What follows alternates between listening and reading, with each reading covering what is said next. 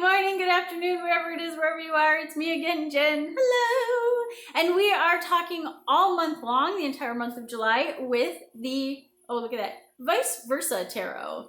Look at that. One side facing front, the other side facing backwards, which is how all of the cards look. One's forward and backwards. Everything. Oh, I love these cards. Okay, I'm gonna have too much fun with this. So, on this side, we have, this is obviously the 10 of Swords. So, with the 10 of Swords, it's usually the individual laid out with all the swords in the body. That's very much what this one is.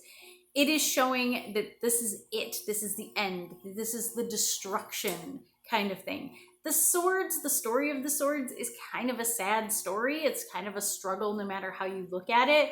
There is lying, cheating, betrayal, all of these things in the swords.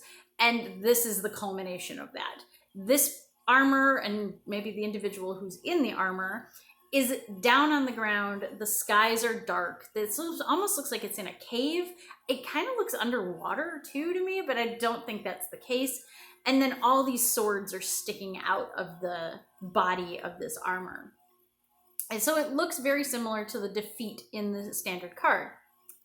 The other side I really appreciate, because when you hit rock bottom, there's only one way you can go, and that's up. And sometimes you have to let things die, let the past go, let all the struggles that you've been through go so you can learn from them.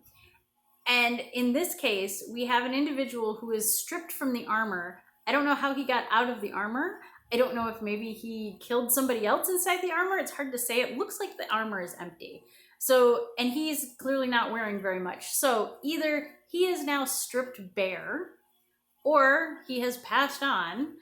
Whatever the case is, this body is on the ground, but he is observing it.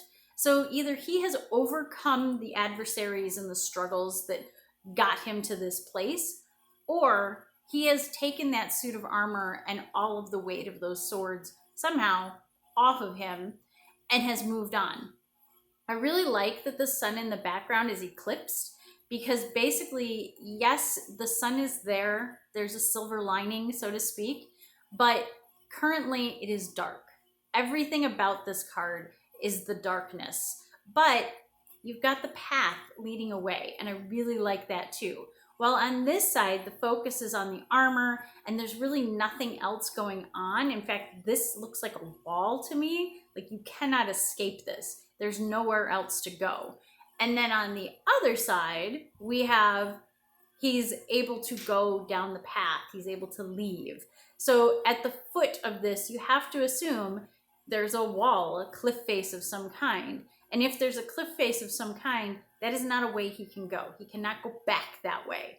So by whatever means necessary, he has to move forward. And I think that's really the, I don't want to say positive message, because this is kind of a rough card. No matter which way you turn it, it's a rough card.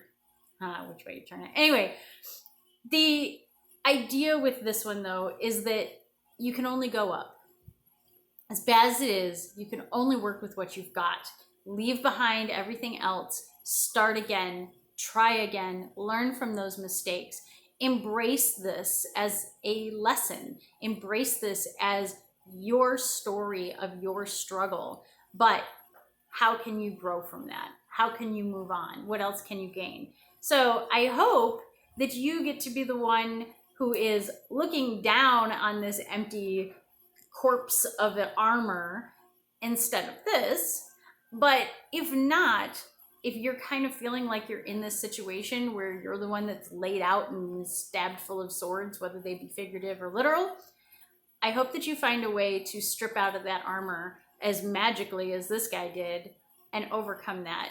And if you ever need any help, reach out. There's always somebody. Promise. Definitely. All right.